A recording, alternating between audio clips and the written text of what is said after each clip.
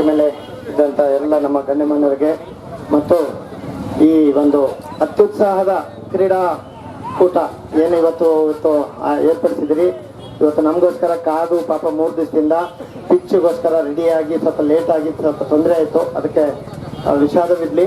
ಮತ್ತು ಇಷ್ಟೊಂದು ಕ್ರೀಡಾ ಸ್ಫೂರ್ತಿಯಿಂದ ತಾವೆಲ್ಲ ಭಾಗವಹಿಸಿ ಆಡ್ತಾ ಇರೋದು ನಿಜವಾಗ್ಲೂ ನಮಗೆ ಯಾವತ್ತೂ ನಾವು ನಾನು ಒಬ್ಬ ಕ್ರೀಡಾಭಿಮಾನಿ ಮತ್ತು ಕ್ರೀಡೆಗೆ ಯಾವಾಗ್ಲೂ ನಾವು ಸಪೋರ್ಟ್ ಮಾಡೋಂಥ ವ್ಯಕ್ತಿಯಾಗಿದ್ದು ಇವತ್ತು ಒಂದು ತುಂಬ ಶಾಂತಿಯಿಂದ ತುಂಬ ವಿಜೃಂಭಣೆಯಿಂದ ನೀವು ಆಡ್ತಾ ಇರೋದು ನೋಡಿ ಭಾಳ ಖುಷಿ ಆಯಿತು. ಇದೇ ರೀತಿ ಒಂದು ಕ್ರೀಡಾ ಭಾವನೆ ಇಟ್ಕೊಂಡು ನಮ್ಮ ಆರೋಗ್ಯನ ಕಾಪಾಡ್ಕೊಳ್ಬೇಕಂದ್ರೆ ಒಂದೇ ಒಂದು ಮಾರ್ಗ. ಈಗ ನನಗೆ ಬೆಳಗ್ಗೆ 6 ಗಂಟೆಗೆ ಎದ್ದು ಬಂದೆ, ಬೆಳಗ್ಗೆ ಏನು ಎಕ್ಸಸೈಸ್ ಮಾಡೋಕ್ಕಾಗಲಿಲ್ಲ, ಅದಕ್ಕೆ ಇಲ್ಲೊಂದು 5 ನಿಮಿಷ ಚಾಲನೆ ಕೊಡೋದ್ರು ನಾನು ಒಂದು ಸ್ವಲ್ಪ ಆಡ್ಕೊಂಡೆ. ನಮಗೂ ಭಾಳ ಇಷ್ಟ, ಏನು ಮಾಡೋದು ಕೆಲಸ ಒತ್ತಡಗಳಿಂದ ಆಟಾಡೋಕ್ಕಾಗ್ತಾ ಇಲ್ಲ. ಆದರೆ ನಾವು ಯಾವತ್ತೂ ಎಲ್ಲ ಊರುಗಳಲ್ಲಿ ಈಗಲೂ ಕೂಡ ಶಿವಪುರ್ಗೆ ಹೋಗಿದ್ವಿ, ಅಲ್ಲಿ ಕೂಡ ಟೂರ್ನಮೆಂಟ್ 15 ಅಂತ ಹೇಳಿದ್ರು.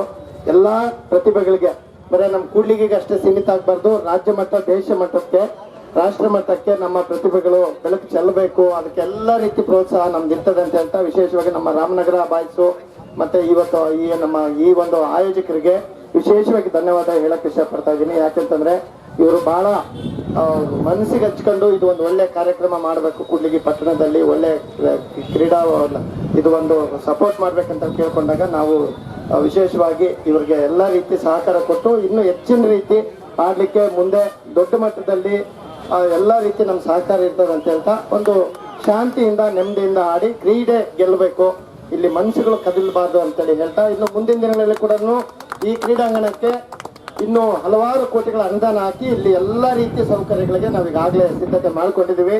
ಎಲ್ಲ ರೀತಿ ಸಿದ್ಧತೆಗಳು ಮಾಡಿಕೊಂಡು ನಿಮಗೆ 1 ವರ್ಷದಲ್ಲಿ ಒಂದು ಸುಸಜ್ಜಿತ ಕ್ರೀಡಾಂಗಣ ಮಾಡೋದಕ್ಕೆ ನಾವೆಲ್ಲ ರೀತಿ ಸಹಕಾರ ಮಾಡಿ ನಿಮ್ಮ ಜೊತೆಗಿರ್ತೀವಿ ಅಂತ ಹೇಳ್ತಾ ಮತ್ತೊಮ್ಮೆ ತಮ್ಮೆಲ್ಲರಿಗೂ ಇನ್ನೂ ಹಲವಾರು ಕಾರ್ಯಕ್ರಮಗಳಿದ್ದಾವೆ, ತಾವು ಅನುಮತಿ ಕೊಡಬೇಕು ಅಂತ ಹೇಳ್ತಾ ಮತ್ತೊಮ್ಮೆ ತಮ್ಮೆಲ್ಲರಿಗೂ ಧನ್ಯವಾದ ಹೇಳ್ತೀನಿ. Thank you.